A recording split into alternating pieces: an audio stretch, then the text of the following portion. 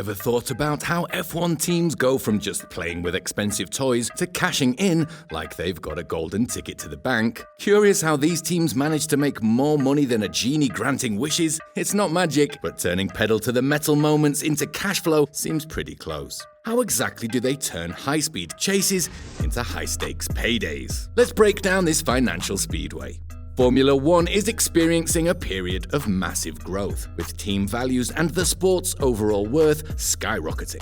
Key factors driving this include increased viewership, new ownership, cost caps, and growing sponsorships. However, running an F1 team remains an enormously complex and expensive endeavor, involving cutting-edge technology, relentless innovation, and razor-sharp business acumen.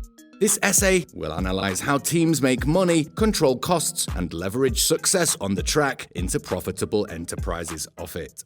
How does the cutthroat sponsorship environment breed innovation as teams vie for branding attention? The single biggest source of revenue for Formula One teams comes from high-value sponsorship and brand partnership deals. The entire sport is essentially a giant, fast-moving marketing platform. Teams leverage their cars, drivers, equipment, and success on track to attract enormous sponsorship contracts from global brands. The principal sponsors of top teams can pay well in excess of $100 million for title naming rights and pride of place branding real estate. Companies like Petronas, Santander, Emirates, AMD, and MoneyGram appear most prominently and frequently on team cars, driver overalls, team uniforms, equipment, and marketing materials. Multi-year deals spanning 3 to 5 years are common, guaranteeing teams financial stability. Mercedes F1 generates over $300 million annually purely from sponsorship agreements with its principal partners. Success breeds money in Formula One. Teams winning championships and races get vastly more screen time and media coverage, exponentially increasing sponsor exposure. Dominant outfits like Oracle Red Bull Racing and Mercedes therefore become highly attractive propositions for sponsors seeking global reach and association with success. According to Christian Horner, beyond football's World Cup and the Olympics, Formula One offers the highest viewership figures in sport, making the championship's front-running cars invaluable, yet economical mobile billboards for brands. Even individual drivers broker their own supplementary sponsor contracts worth tens of millions based on shared brand values and demographics. Lando Norris's deals with companies like Quadrant bring added income into McLaren alongside its major MoneyGram title sponsorship.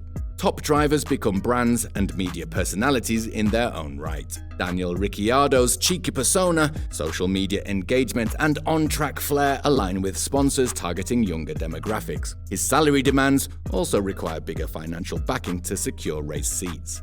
Formula One management strictly governs sponsor branding placement on team cars and equipment. Based on the size of sponsorship deals, brands get allocated specific spaces. Highest-paying principal sponsors get premium real estate like front wing, airbox, and car nose locations. Lower-value sponsors appear on less visible spaces like wing mirrors or barge boards. All sponsorship contracts involve extensive commercial rights packages covering garage, podium, and hospitality branding, TV interviews, merchandise, experiential and hospitality access, and rights to use images and footage involving the team. Between their cars literally being billboards and expansive off-track rights, Formula One delivers immense tangible and intangible value from sponsorship relations. It's why the world's biggest brands invest hundreds of millions into partnerships. Will the huge discrepancy between top teams' multi-$100 million budgets and backmarkers' modest means create a two-tier Champions League where only a few have any real chance of winning? Of the approximately $2 billion in annual revenues generated by Formula One, around half is distributed to teams as prize money.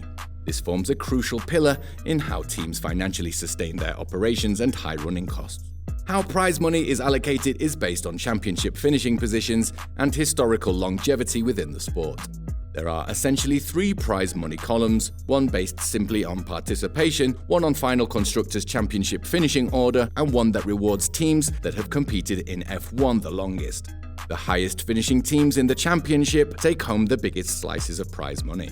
Champions Mercedes reportedly earned well over $200 million from their share in 2021. Even lower-ranked backmarker teams still take home tens of millions each year, which helps keep them financially viable. Smaller outfits like Haas and AlphaTauri depend on prize money for almost 40% of their budgets. The third prize money column, containing historical payments, most benefits legacy teams like Ferrari, McLaren, Mercedes, and Williams. It helps sustain less competitive outfits based on their decades of participation. In this way, Formula One both incentivizes strong on-track performance in the present while respecting those with greater historical significance. Ensuring the sport's longest-running teams remain financially stable preserves heritage and fan loyalty. Over the last decade, with surging global interest and audiences in new markets like Asia and North America, Formula One's revenues and profits have grown enormously. Liberty Media's acquisition and investment in better digital platforms, broadcast deals, sponsor relations, and marketing have also contributed to widening F1's exposure and appeal. This is reflected in F1's total value doubling to over $16 billion since 2017. With Ask More Money prize money flowing back to teams with the sports boom, bigger budgets sustain continuous development cycles of cutting-edge cars and technology that drives further performance and viewership gains. It creates an upward growth spiral, benefiting all stakeholders in the ecosystem, including sponsors, advertisers, partners, and crucially the 10 grid-filling teams. What about the engine supply and partnerships? Formula One is not just about the chassis and aerodynamics. The hybrid power units are extremely complex and a key performance differentiator. There are only 4 engine suppliers in Formula One: Mercedes, Ferrari, Renault, and Red Bull powertrains. The works teams like Mercedes and Ferrari use their own engines. Renault and Red Bull supply engines to other teams in exchange for payments estimated between $10 to $20 million per year. McLaren pays Mercedes almost $100 million per year for engines, gearboxes, and hydraulic component supply deals. These high-value engine supply partnerships are a crucial revenue source for works teams like Mercedes and Ferrari. Smaller teams also depend on discounted engine deals to help fund car development, investments, and financial backing. Running a Formula One team would not be financially viable without significant financial investments and backing. The top UK-based teams like McLaren, Williams, and Aston Martin have secured hundreds of millions in investments from Bahraini and Saudi sovereign wealth funds. They also list on public stock exchanges to raise capital, which is then invested into Formula One operations. Big drink companies like Red Bull and larger automobile groups like Mercedes and Renault also spend hundreds of millions per year funding their Formula One teams as a marketing exercise.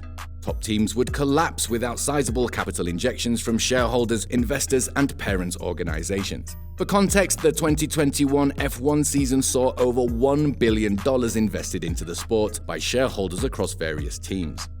And there you have it, folks, the thrilling saga of how Formula One teams turn speed into stacks of cash. From sponsors plastered on cars to engineering marvels that make Tony Stark jealous, it's all about turning passion into profit on this turbocharged financial roller coaster. Before you hit the brakes on this video, don't forget to subscribe and hit that bell icon. You'll get more insights into how racing teams turn horsepower into dollar power. Until next time, keep your wallets full and your engines roaring. See you at the finish line.